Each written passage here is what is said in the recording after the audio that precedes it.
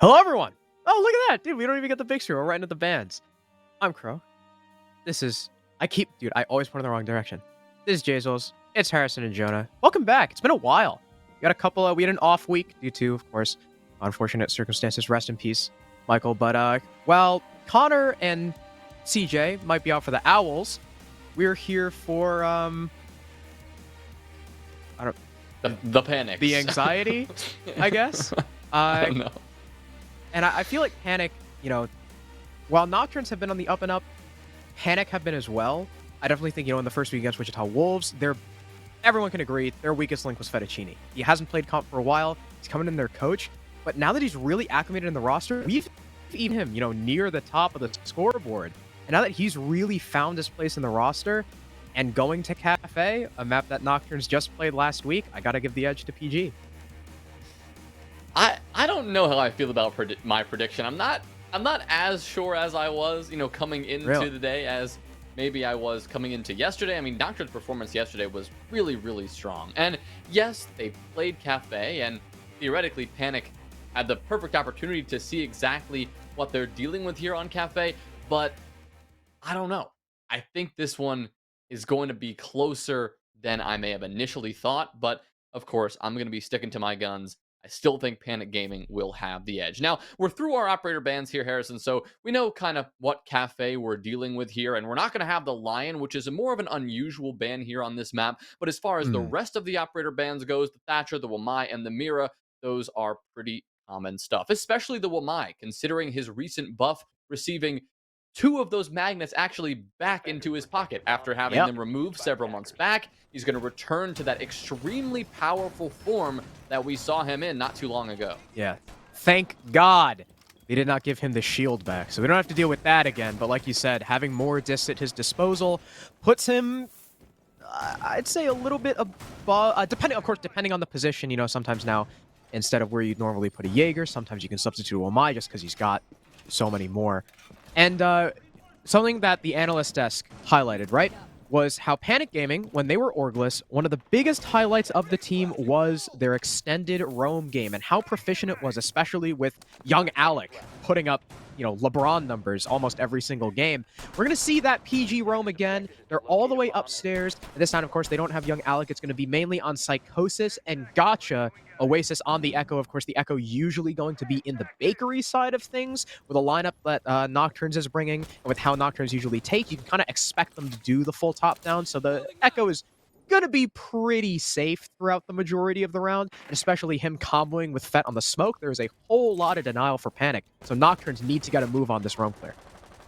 Yeah, they're going to have to get this one started as soon as possible. They're going to have to deal with Psychosis right off the bat. The Mozzie, who's playing on the white stairs at the moment, but he's not playing too actively on this top floor, just sitting back in a more passive position, likely just playing there to shoot out a couple of drones as they work their way down the White Hall. One of those, of course, is the Yana clone itself. He'll take that out before falling back downstairs to join his teammate of Gotcha, who will also be assisting on this roam. Now, with 60 seconds gone here, this roam clear for Nocturnes has already been pretty successful. It just comes down to how long they are going to take in removing the rest of this presence on this map and taking this second floor. They're not going to have to remove it themselves, as Panik will actually just drop down the hatch and move out before any Nocturnes players could really begin to pressure them. And in this maneuver, you can see kind of the intent that Panik Gaming are having, at least in this map right now. They're not trying to get overly aggressive. They're trying to, yes, play that roam and delay some time, but they're not going to overstay their welcome. Instead, they've backed on off, and they're going to wait for Nocturnes to make their first move instead. We've also got, if the little utility overlay at the top right is correct, Gotcha's C4 is actually pre-placed, and he's got a cam in mining. He's probably waiting for the call from either himself or one of his teammates to go ahead and blow it. You've also got the C4 in Psychosis, so now that those roamers are back on site, they've got even more plant denial and just player denial in their back pocket. Nocturnes now only has a minute left as they start to work vertical play, trying to find any picks through the floor that they can. It's going to largely be on Sykes, who is now on the sledge instead of the primary entry. It's going to be up to Lackey and FICO, with PG still sitting firm. Because of the way they're positioned, with, you know, of course, the smoke in VIP, the echo in bakery, the people who are actually positioned in kitchen pretty unaffected by this vert play, the longer Nocturnes take fishing for these picks, the less time they're going to have going for the execute. There's now one on small bake. Baring is going to get stunned a little bit and fall back. He could have maybe gotten a flank earlier, but it's Sykes with the leadoff kill on the gotcha. If that C4 hadn't been used, well, it will remain pre-placed, and it's a man advantage now for Nocturnes as they attempt to push into bakery where the echo is playing, but there's only 15 seconds left. They'll win the fight against Oasis. Now a two-man advantage, but look at the time again. 10 seconds. They need to start getting this plant down. Their primary case carrier, she's down. Marmalade no longer has control of it. Sure, Fico's able to get a kill back, but here's Baring pushing up to the window. He'll find two. It's all Fettuccini, but he sprints into the carpet hallway. Fico able to save the round, and Nocturnes in the dying seconds frag out the remaining members of the defense.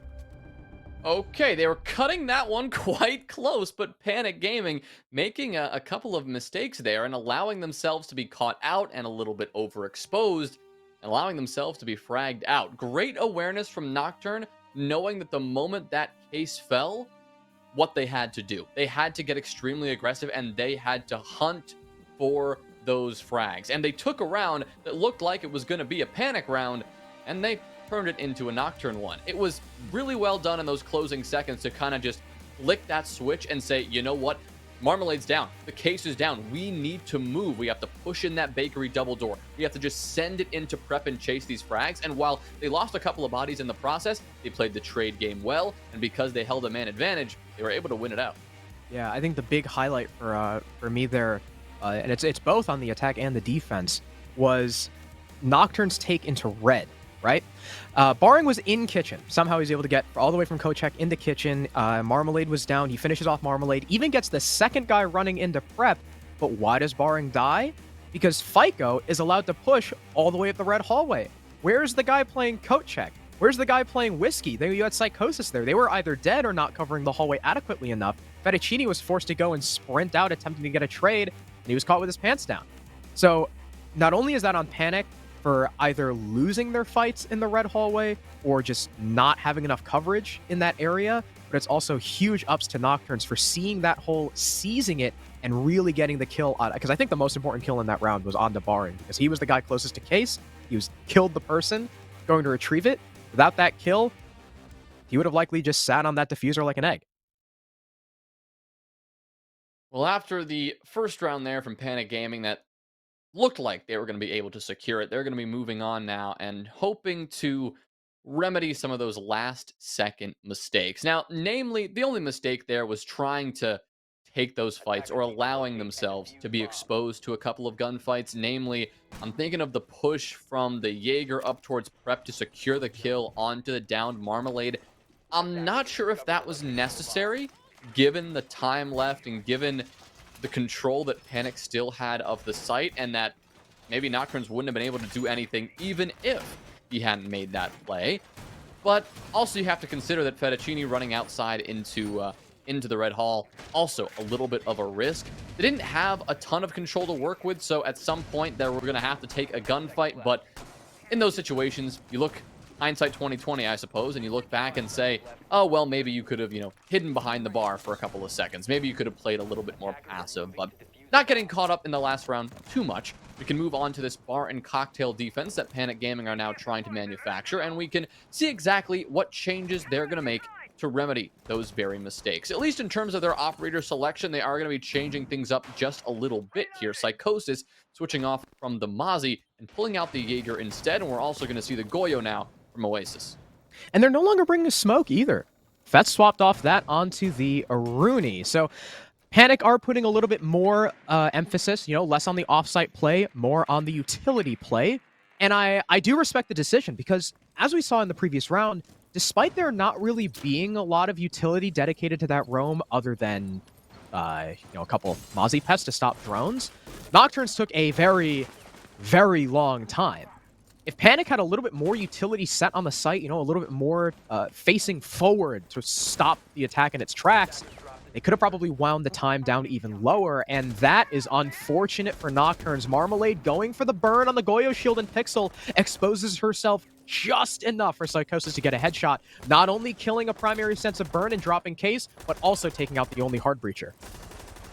And on a site like Bar and Cocktail, Hard Breach is not, the be-all, end-all necessarily of a successful attack, but it is very, very helpful. Don't get me wrong. You can open up a couple of additional angles, especially when you're pushing in from that piano side, the exact angle that it seems that Nocturnes were attempting to push from initially. Now, we may see them pivot a little bit because of the loss of that primary hard breacher. Now they may want to start rethinking things and maybe approach things from the cocktail side. But right now, with this IQ from below, FICO trying to take care of this utility, it does seem that their intents remain clear. It's still going to be a piano-focused attack. FICO struggling with whatever gadget he's trying to shoot out from below, and the rest of the team struggling to make any sort of headway here. Stuck in Cigar at the moment. You can see Lackey caught between those Aruni gates. At least they'll have some sort of semblance of control now that Gotcha is caught running away, but he will escape, not by the skin of his teeth, and now he'll have to stare down Lackey, who actually came all the way down the red stairs to hunt this player down. A pre-fire around the corner will land successfully, and that will return things to an even 4v4. But again, look at the time. 30 seconds, and just now are they clearing the pixel shield, but the Jaeger of Psycho is still in bathroom. Fed will get cut down, and all right, there's the player in bathroom done for. Nocturnes just step up and find the frags, and it's all Oasis and Barring in a 2 versus 4. 18 seconds. Who's got case now? It's going to be FICO, the man who is downstairs. Hopefully he's back up with his team. He's the one pushing into bathroom. He's got to vault through this hole, and Barring is watching and waiting. Down goes the IQ. Case dropped. Another one for Barring. Oasis covering the cross by Cocktail, and a 3K for Barring. Panik Gaming in the 2v4. Hold position and tie us up 1-1. Another nail-biter in the closing moments, but this one is going to flip around to the other side. Panik able to secure it, even though it started to look a bit dicey, losing a couple of power positions and honestly just losing them to straight-up gunfights, Harrison, that I didn't expect Panik to be taking at that point in the round when they had such an advantage. But Nocturnes, initially, they did a great job of forcing the issue, forcing those gunfights. It worked. But then they had to get the bomb down, and instead of maybe trying to stick a plant over in Bar and just have the necessary coverage for it, they pushed into Freezer with the case in hand and tried to search for the frags again. The same strategy that won them the round in round number 1 may have lost them the round just a moment ago. Yeah, the positioning from Panik in that 2v4. Crisp. Very good. Love it. Yeah, the IQ vaulting through the bathroom. That was kind of the straw that broke the camel's back. Now we see Panik. Not opting to go back to kitchen just yet. They want to keep Nocturnes on their toes. They will go to reading room, which, we refer to as the tertiary side on this map, but on Kafe, you can really play the sites in any order. Different people have different primaries. And we're back to, well, not really back to, right? So, all right. So kitchen, Panik played with a very extended roam. Bar, Panik play with a very stalwart utility-style defense. And usually the way reading room goes is it's kind of a blend of the two, right? You have to hold people up in Cocktail, but you're not really going to fall off of Cocktail as quickly as you would a standard roam. So you dedicate utility up there, bulletproof cams, ADSs, shields, even a castle being brought out. Yeah, an adjustment here now from Panik, trying to further that time delay game that has honestly worked pretty well for them, at least in the early and midpoint of the round. You bring a castle and you can double down almost on the time waste and really make the positions you're already attempting to hold doubly strong and even more powerful. Again, it comes down to how they're going to use it and can they work around that properly. But as we've seen from them in the previous few rounds, they know how to hold these positions and they know how to delay time. It just comes down to how quick Nocturnes are going to be able to counter that. Already popping the Goyo shield on that Cocktail double door is a fantastic start. Only 60 seconds into the round and getting a pretty big milestone accomplished is a fantastic place to begin. But wow, Psychosis is going to slam Sykes into the dirt. Just sprinting and challenging on the cigar door is going to cost one Nocturnes attacker their lives. Now, Marmalade will strike back, of course, taking down Psychosis and neutralizing the Jaeger and Cocktail. So a good retaliating blow. And now as this top floor control is continuing to be pressured, it's going to come down to this barring hold in Freezer.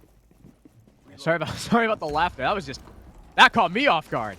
I did not expect Sykes to die there, but Psychosis, some of the analyst desk, again, to harken back to what they had said, Something that they had said is that Psychosis, a lot of his entry deaths have been on the defense, but so far in this match in particular, he has been stepping up. He got the opening kick, and not only was that an opening kill, but it's an opening kill on the sledge of all operators, and on a site like Reading, that is oh so important. Now, luckily for Nocturnes, they do still have breaching charges with Lackey, maybe on Exot. I don't know if he's bringing breaches or flashes at this point.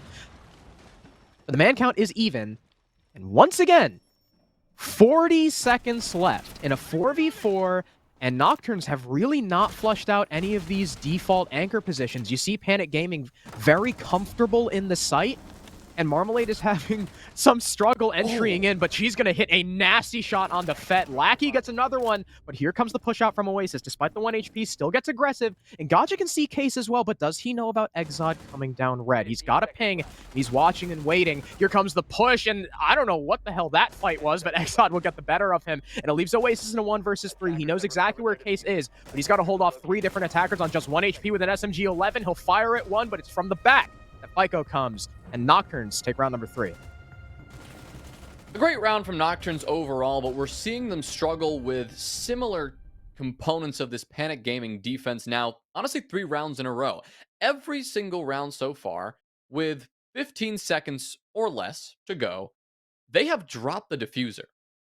Now, this isn't necessarily the worst thing in the world. You expect to lose players in those final engagements and the chaos that is generally that 15-second execute, but seeing them lose case control with so little time, so consistently now, is a little bit concerning, right? They're not maybe protecting their case carrier enough. Maybe they don't have somebody playing close enough on that support to get the trade. I mean, either way, they're able to take that round. So more power to them. They held the advantage. They won their gunfights for the most part. And even though they dropped the case, it was a 3 versus 1. Oasis had 1 HP and only an SMG-11 to fight against 3 players pushing him at the same time. There's not much Oasis can do there. Nocturnes knew that. But if Panik can figure out how to exploit the Nocturnes issues they're having right now just a little bit better, I think that is where they're going to find a bit more success. We saw them lean into the time waste game a little bit more, given that they've seen Nocturnes already struggling with that a little, but now they need to give in a little bit more to the lack of trades coming out from this Nocturnes attack. Maybe a little bit to individual positions from this attacking teams, not playing close enough off a teammate.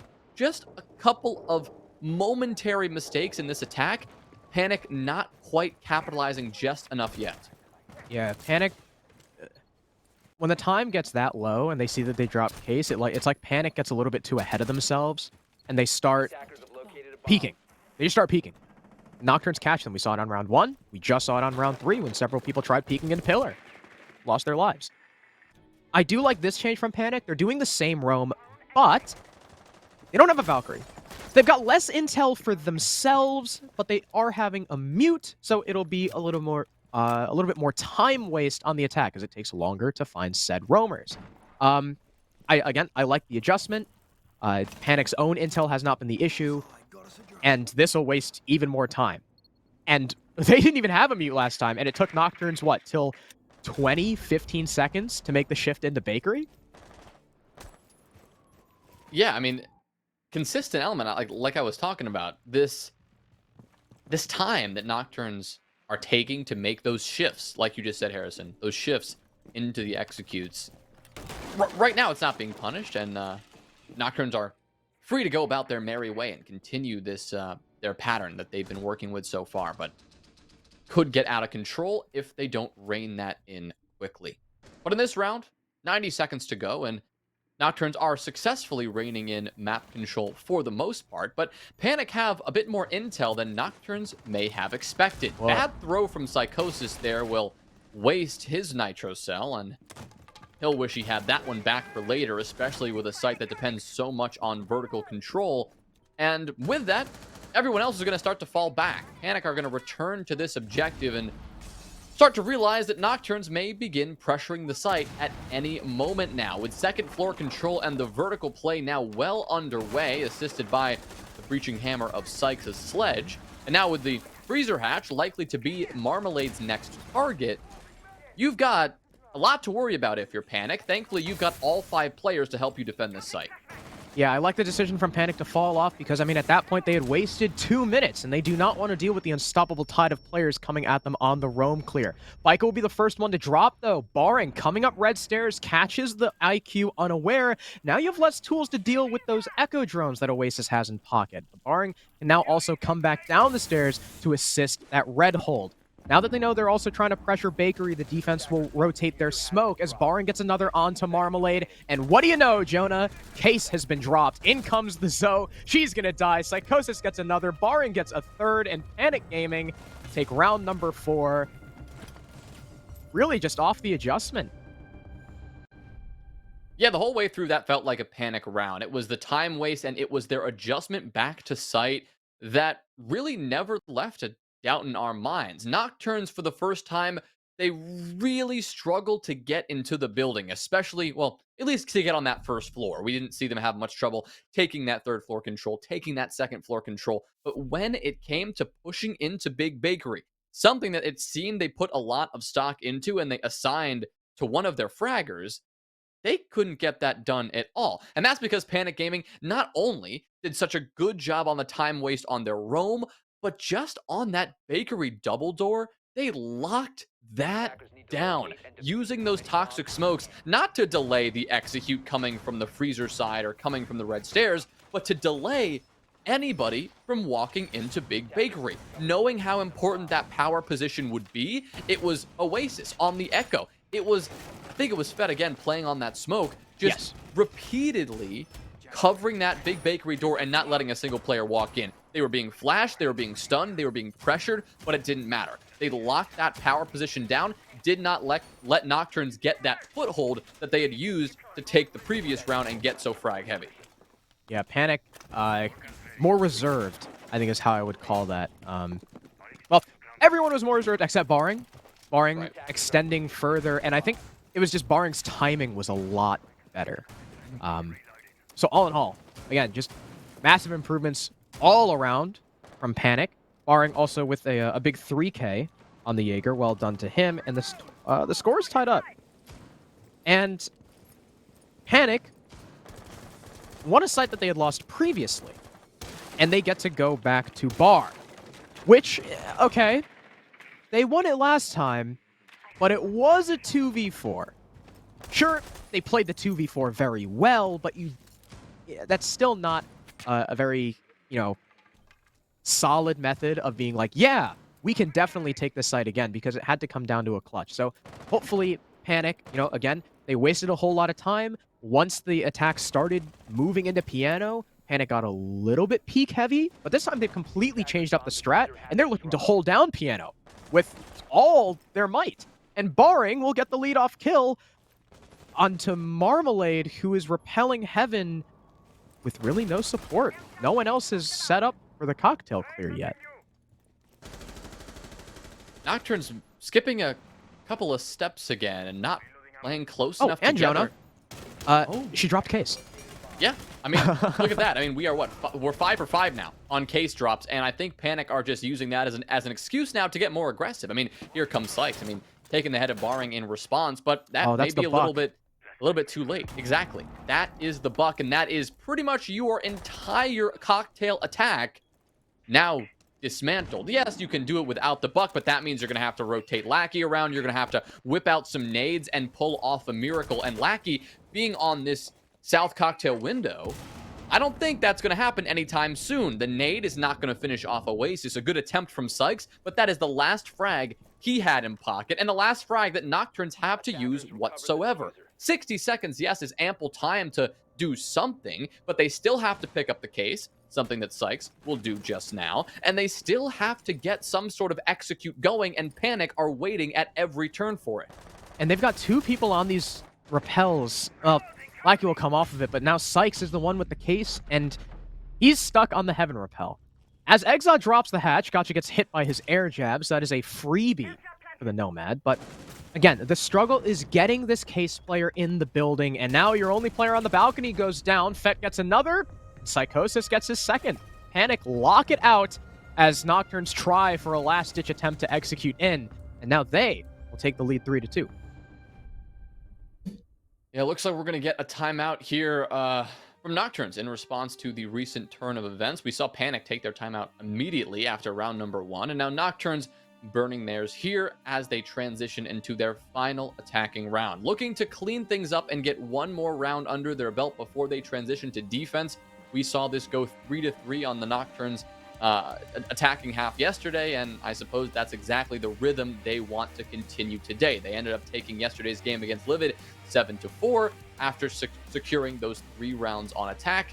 That is their mission here once again. But to do so against Panik, it's starting to look a little bit more challenging because Panik have finally realized how to beat this Nocturne's attack. And it is maybe just a combination of a couple of different elements, right? You put one roamer maybe a little bit more aggressive than the rest, but other than that, you play pretty passive. You sit back and you waste time and you force Nocturnes to dig themselves into a little bit of a hole there. And in that round, after the slightly aggressive play, but possibly a couple of missed drones from Nocturnes, Panik were able to get that kill onto the Buck, get that kill onto Marmalade, and at that point, Nocturnes were just struggling for the remainder of the round with not much of a chance. Yeah, Panic's winning game plan so far through a few of the rounds they've won have been hit hard early and then peel back and wait. And I'm very happy to see in the past couple rounds, Panik have not peaked. They've not gotten ahead of themselves. They have not gotten overzealous or overexcited. When the time starts running low and they know Nocturnes have to make a play, they sit and they wait. And that's how you got to play. You got to play the patient game against these guys, because if you give them the fights, Nocturnes will be happy to take it. But Panik are not letting that happen. Now they lead 3-2. Now, of course, Kafe, we usually expect to be either even or 4-2 for the defense. So no matter what happens in this next round, both teams are still in pretty good standing going to the second half. Well, here on Reading in Fireplace, a site that Nocturnes were able to take successfully last time, I suppose you could say. It's Panik's turn to make some more adjustments, at least on this particular site. Now, in terms of this defensive lineup, the only change we're seeing is Oasis sticking the mute here and dealing away with the Aruni, which I feel like we may have seen last time on this site, although I could be mistaken, because barring with the castle, that was a consistent element here. You had those Goyo shields, you had the Valk, which has been a very consistent element of this Panik defense. So as far as this change go, maybe we'll see it simply in the way that they're going to play. We saw them successfully get a couple opening picks on this top floor, but ever since that opening blow, Nocturnes pretty much dismantled that top floor hold with relative ease. Everyone on Panik, they fell away pretty quickly, and well, Nocturnes had the vertical control and they had the time to make as many adjustments as they needed to get a proper execute going. So maybe for Panik here, they're going to try to remedy things and probably just a spectator. Oh, is it jammed? A misclick? No. There might be a mute jammer on it. Do you think he was genuinely trying to go for the hot breach? Yeah. I mean, actually, I don't know. Yeah, maybe it was a misclick. Man, I was so excited too. Well, it would have been good. I was so excited to see that from Blackie, but yeah, alas, it's not going to happen. They will open the castle barricade, and now they're going for the red control as well. As they've got 3 people on the roof right now. Are they planning? I wonder if they're planning to hop down Skylight. Well, Marmalade, one of those people on said Skylight, will get the first pick onto Barring. He's been an absolute menace for Panik Gaming so far, but he won't have any impact in this round, at least not in the kill feed. Well, here comes C4. That's going to be ripped by Gotcha? Throwing that one outside, and Exxon is not going to take any bit of damage there.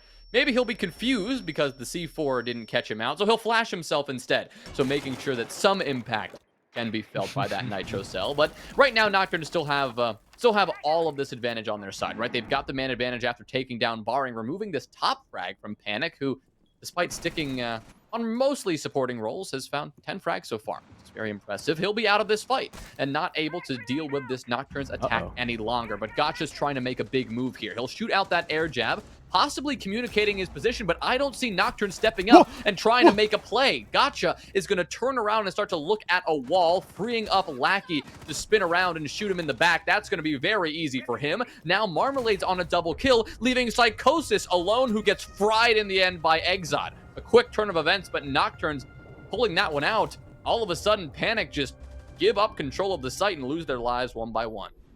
That was an odd round from Panic. It started with the opening pick on the barring. I'm not quite sure where he was playing, maybe in Freezer to get caught out by the skylight. Gotcha completely messing up the flank. So he shot the air jab and sprinted into piano. I thought he could see Lackey in bathroom because the wall was open, and I don't know if it was just like the spectator, like the outline, kind of screwing with my eyes, but it looked like Gotcha could see him, and instead just sprinted in the complete wrong direction. I'm not quite sure why he would opt to try and go long bar rather than white side, but I digress. And the other two players were just caught off site. I mean, that was just through and through Nocturnes being given the fights and taking them and winning them, as we've seen Nocturnes do time and time again when Panic allows them. So it's a 3-3 half. You know, not too worried for either team. That can sometimes be the standard equation when it comes to Kafe, especially because it's normally defensive-sided, and it didn't look like Nocturnes were too hurt by the Lion ban, so it kind of evens out there. Nocturnes, though, they are going to start us off on bar. Only difference being they actually have someone playing downstairs this time, looking to probably make more of an impact than Gotcha did. Yeah, maybe trying to hold that a bit longer, not to mention wielding a C4, and you can actually get a frag this time. We didn't see much of a successful use of those nitro cells actually at all from Panik. I'm trying to rack my brain for any C4 kills we saw. I don't think we saw a single one, not in terms of denying a plant, not in terms of just shutting down an entry that maybe weren't aware of a pre-play C4, nothing in the way of the explosive success from Panik, and so now it seems that Nocturnes are trying to turn that in their favor. Now, it's going to be hard to do that without a Valkyrie. She is left up, and for some reason, Nocturnes aren't bringing her out, something they may regret later, but for now, with a pretty comprehensive operator selection that covers a wide variety of tasks, they should be okay for now. Theoretically, Sykes could nab a drone or two and add some sort of intel in that regard, but I guess time will tell if Nocturnes need more intel or are fine with what they have. As far as Panik is concerned, they still need a good bit of intel as to what they're dealing with. They're finally going to get Fett in the building and up here into Cigar and actually taking gunfights early and succeeding in doing so. Gotcha drops the skylight, barring swings in from heaven, and they're going for a quick take here. Fett will drop, as it looks like Exod is able to get that down. But now Exod, caught on very low HP and stuck here in bathroom, is now vulnerable to the Panik attackers who are sprinting in from everywhere. FICO, a successful nitro cell, but that's not going to stop Oasis from getting this plant down. He'll get off the plant, getting that kill onto Exod. A great refrag there, now sticking the plant to lock this site down for good. Both FICO and Lackey going for this retake, returning from the second floor. Lackey unsuccessful in that endeavor. Now it's going to be all up to FICO, who is shut down quickly by Psychosis. A great heads-up play from Panik, seizing out that opportunity, taking the site control when Nocturnes let it slip away. Yeah, that was a beautiful IGL call from Panik. So, right, you have the guy on Skylight, you have some coming in by the red hatch, you have one rappelling in through heaven, simultaneously, all of it just happening at the same time. As soon as they get that opening frag onto the man cocktail, Panik identified, without that smoke, Nocturnes don't have a fallback. There's two guys stuck downstairs. It's a 5v3 on site if they go for this play. So in comes the heaven swing, in comes Skylight, site control falls in the blink of an eye. The castle of Exod is stuck quaking in his boots, and I think, what was he, in a bathroom or something? Sure, he's able to get one kill, but he's immediately refragged. Oasis is getting the plant down, and I mean, sure, there was one C4 kill on the Fettuccine, no other C4 kill, because if you looked at the operators Nocturnes were bringing, they didn't have a lot of intel for themselves. So I love the IGL call from Panik. That was probably, I think, their IGL is still Gotcha. So if that was the brainchild of Gotcha, which I assume it to be, huge ups to him. And that was quite an impressive display of teamwork and, what do you call that? Cohesiveness. Yeah. Coordination, or another C word you can throw in the mix. Just great work overall. I mean, from Panik, that is textbook IGL work and a really good call. And honestly, just goes to show that it is indeed important to have some intel working on your side for the defense. And oh my lord, Sykes.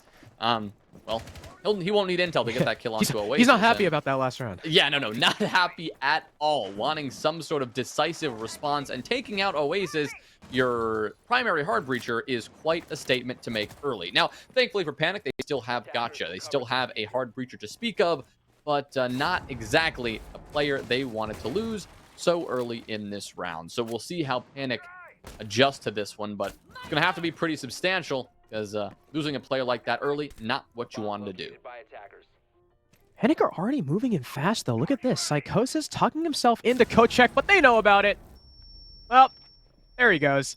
That was unfortunate. I was looking forward to a play, but Fico was wise to the position, and down goes your Iana, thanks to a well-placed C4. It's now a one-man disadvantage, or sorry, two-man disadvantage, as unfortunately C4s are not that tradable.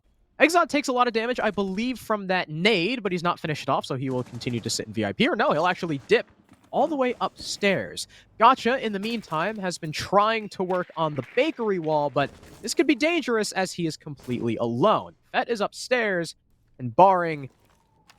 I don't remember where Barring was. I think he was outside the restaurant window. So Gotcha is just kind of alone as Barring decides to crouch walk into reception. There's someone right next to him. He's got a ping, but he still loses the fight to Sykes. Now it's a 5v2. Panik are crumbling at the seams.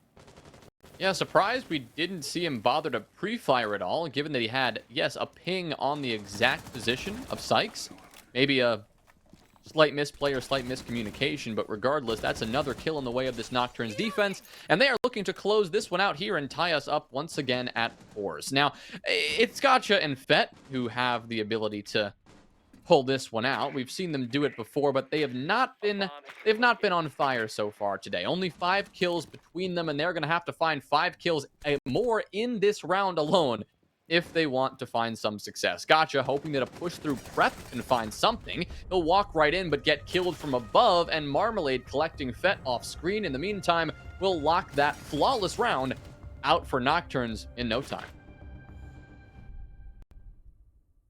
Yeah, after the hard breach got spawn peaked, looked like Panik wanted to go for a play. They wanted to fast push Coat, and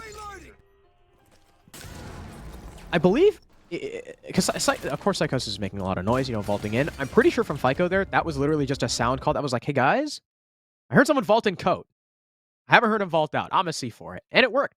From there, Barring, Gotcha, and Fettuccini in a 3 versus 5 are solo pushing 3 different directions. 1 up top, 1 bakery, 1 reception. And of course, that's just not going to go well. They didn't win their fights. They're taking 1v1s, 1v2s, and now the score is tied. That was probably one of the most poorly played 3v5s I have seen in CL. And yeah, now it's 4-4. Now it's reading for Nocturnes. And Panik tried to ignore the top hold last time. They're not going to be able to do it this time. Yeah, can't ignore a top floor hold when you're trying to attack the second floor, trying to attack reading. Vertical control is not everything necessarily, but it is just about. You very much need cocktail control. You very much need the vertical pressure onto reading room if that is where you want to go for that execute. Now, theoretically, you could go for some sort of convoluted back push from the fireplace side, pushing in through mining and train, but we don't see that very often, and when we do, we don't see it be successful very often, because you still need to control 90 Hall to some degree, and you can't really do that without reading room control. And again, reading room control is taken by securing control of cocktail, because with so much of those vertical holes the defense can use against you, it can get messy really fast if that's something you choose to neglect. And if Panik try to bring out that same rush strategy we saw from them in their first attack, I do not think they will be met with the same success. All right. So is Barring going? Oh, they're gonna rush Pillar. They're setting up for it. They're gonna rush Pillar. This guy's gonna swing into heaven off the Dokkaebi call, and Barring is gonna try and push up White after the sledgehammer. Here they come. Fico trying to stop it. He'll be unsuccessful, but Marmalade will. Fettuccini gets C4'd, Lackey gets another one on a Gotcha, Barring gets caught moving up White, and, well, that was a bit anticlimactic. Cycle will get 1 back for his team. But as his only teammate falls, he's now got an ace clutch, and they know exactly where he is. He's got the Zof LMG, which is a quite, potent weapon. He'll take down Sykes, finish him off. Now a 1 versus 3, make it a 1v2, as Nocturnes are just kind of feeding him, but he's got to worry about above, and Lackey is coming in from behind. He'll catch the head, but does he know where Lackey is? Psycho's got no info to play off of. Lackey is all the way back in Pillar. He knows Case is by Snow Door, and Psycho is going to use one of his drones. Here comes the swing! Oh no, Lackey misses the shots! Psychosis hasn't picked up Case, though. He's trying to go for this gunfight, but he'll lose to the pistol! Oh, what an attempt from Psychosis. The LMG in hand, that was nearly one of the most insane clutches I have ever seen, as Nocturnes kept feeding him the picks, but Lackey doesn't let it get too out of control. Psycho was low HP enough that a pistol was enough to finish him. Psycho played that really well, don't get me wrong, and finding a quad kill nearly the ace is definitely something to pat him on the back for, but yeah, that was a disaster from Panik Gaming. That was really not good at all. I can't say I didn't warn you, though. I mean, I did say your same rush strategy trying to be more aggressive, it's not going to work on reading. Yes, it works sometimes, but not when you brought that same type of strategy already once, just 2 rounds ago. Nocturnes are going to be ready for that. You also tried to get slightly aggressive in that 3v5 situation. The energy that they were really showing towards Nocturnes here, and their plan of attack each round has been rather similar, and Nocturnes were very quickly able to read in to what Panik were trying to do there, and they shut it down before Panik could really even begin with that execute. Instead of everyone pushes in the building at the same time and overwhelms the few Nocturnes defenders on the site itself, it was a story of Nocturnes taking some individual engagements and shutting down Panik before they could even begin their devilish and dastardly plan. Now, they're going to finally lose the lead here, and Nocturnes will take it, jumping up to this 5-4 advantage. And on the defensive side, Nocturnes are in the perfect spot to finish this one out in the next 2 rounds, unless Panik can make some adjustments. And remember, ladies and gentlemen, I would like to reiterate what's at stake here. Doesn't matter about OT at all. Whether it's OT or regulation, that is irrelevant. This is a win and in deal. One of these 2 teams will be taking the last playoff spot, as both Wichita Wolves and Investigation File confirmed 1st and 2nd. Whoever takes this game will be in 3rd.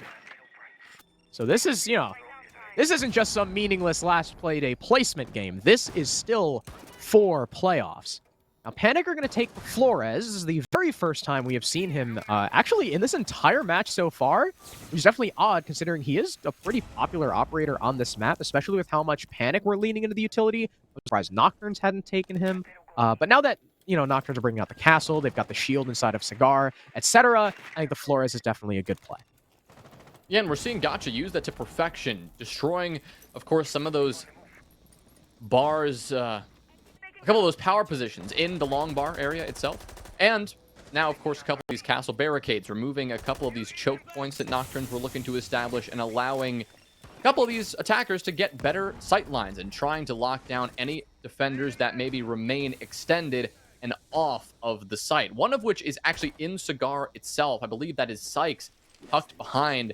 Yeah, that is tucked behind this Cigar counter, but now actually attempting to get aggressive and paying the ultimate price. Both Barring and Oasis were more than ready for those heads-up gunfights, and they will both win their engagements, shutting down Sykes and FICO. Actually, they lost their engagements, so both Sykes and FICO will fall there. And it seems that Panik, it's working right now, whatever they're changing up here. Maybe it's a slower, maybe it's a more methodical approach, and Nocturnes just don't have an answer just yet.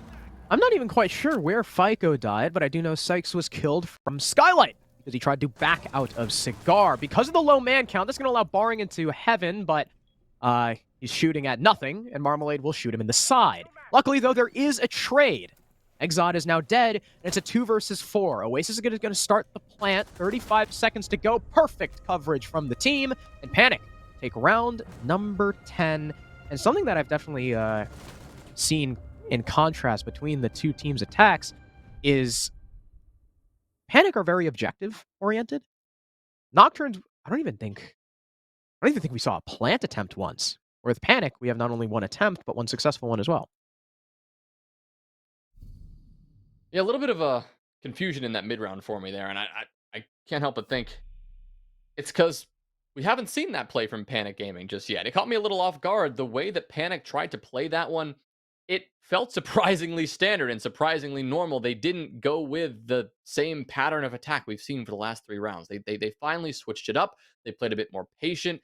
They waited and they waited for Nocturnes to kind of just take a couple of unnecessary gunfights, maybe sensing that this confidence from Nocturnes is building. They are increasingly able to take these gunfights and willing to take these gunfights, and at least in the case of round number 10, it was Panik who came out on top easily.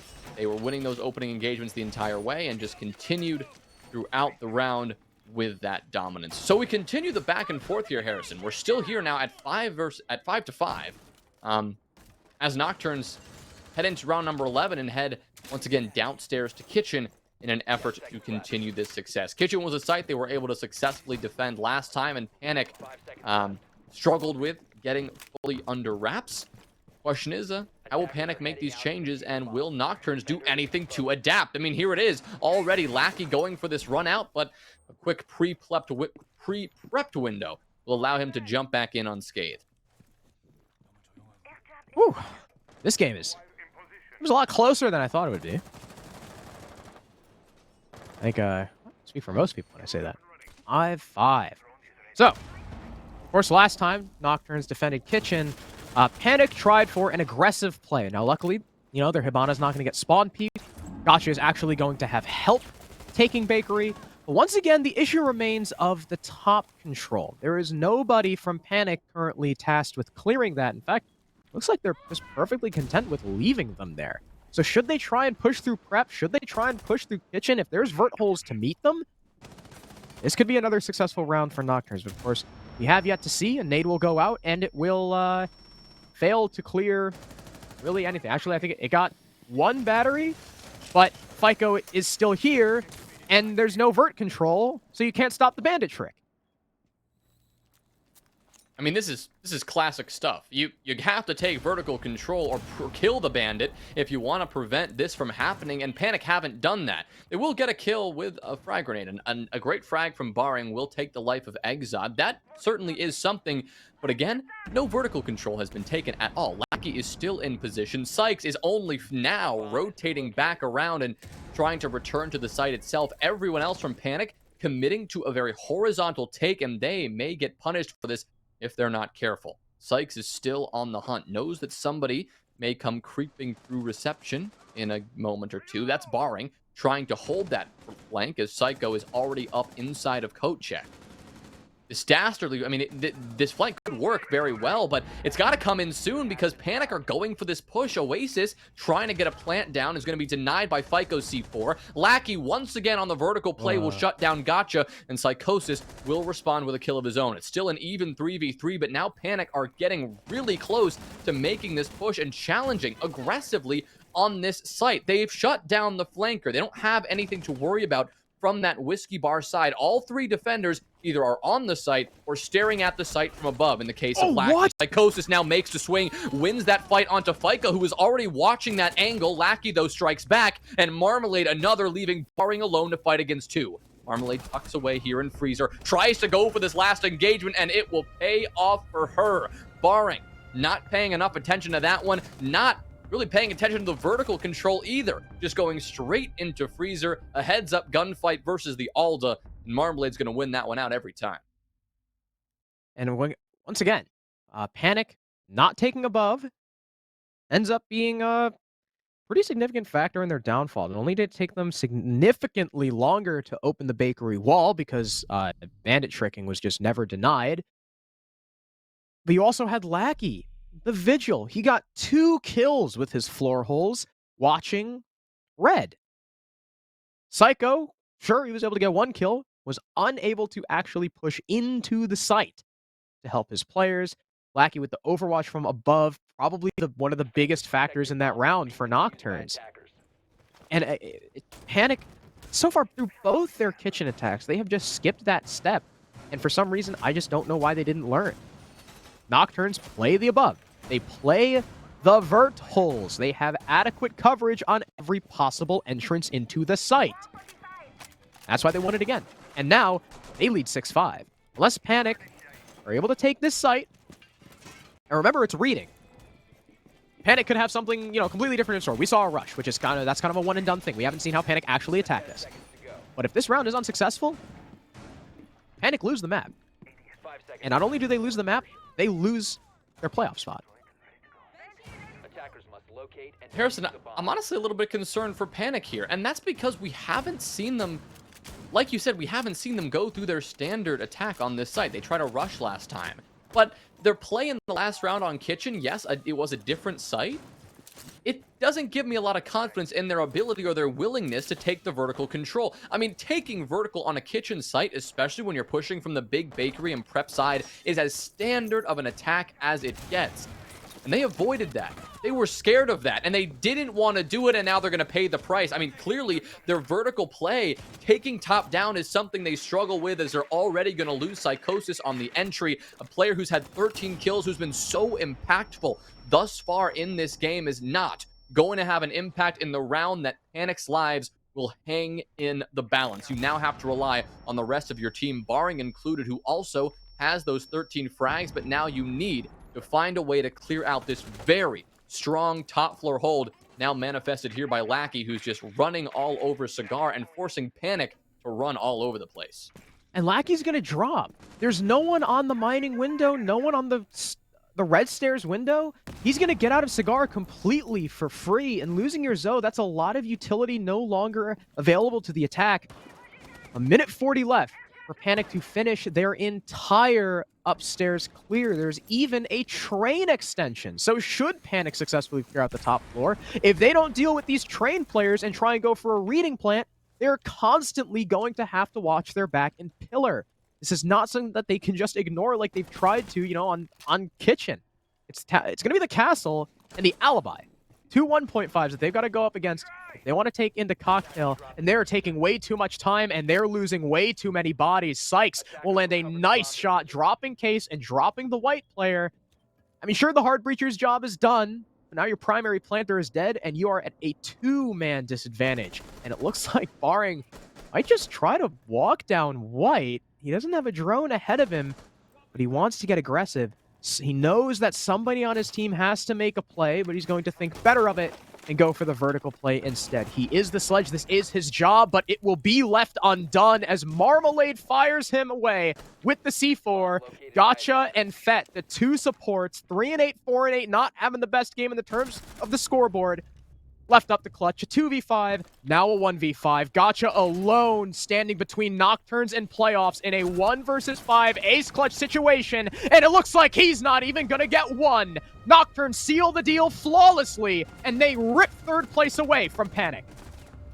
That is certainly a way to make a statement in the final round, and a great way to pave your path to the playoffs. They've made it. They're gonna be in the playoffs for Stage 3, and they've got a shot at making it all the way. A long road